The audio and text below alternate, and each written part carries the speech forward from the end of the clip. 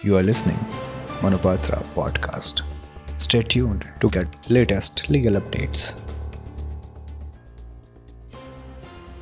Greetings everyone. Manupatra brings to you the news highlights of 9th May 2023. Starting with the Supreme Court. The Supreme Court, while hearing pleas seeking SIT probe into Manipur violence and ongoing unrest in the state, has orally remarked that High Court did not have power to direct the state government to recommend a tribe for scheduled tribes list.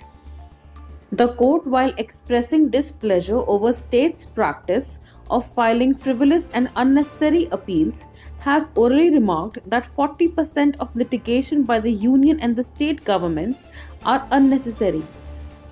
The court has observed that if some judges are uncomfortable with e-files, answer is to provide them with training and not to continue with old and outmoded ways of working.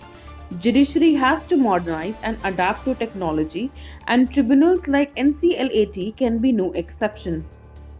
News highlights from the High Courts. Starting with the Delhi High Court.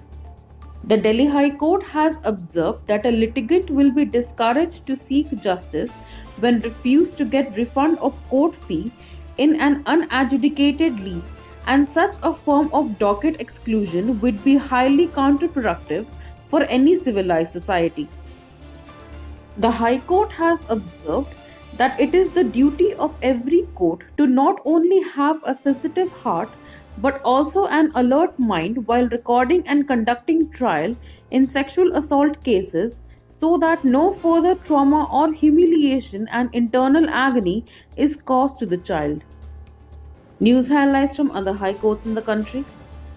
The Bombay High Court has held that merely illegality of the appointment procedure would not swipe the entire arbitration agreement into illegality, and what is impacted by Section 12 subclause 5 is the choice of arbitrator and not intention of parties to arbitrate dispute. Thus, such intention must be respected. The Orissa High Court has held that the phrase admitted or proved to the satisfaction of the court in Section 73 of Evidence Act provides that document taken for comparison of writing or signature must be undisputed, and all parties to the dispute must admit specimen signature or writing in base document. This concludes the news for today. Thank you so much. Like, share and subscribe on Manupatra's YouTube channel.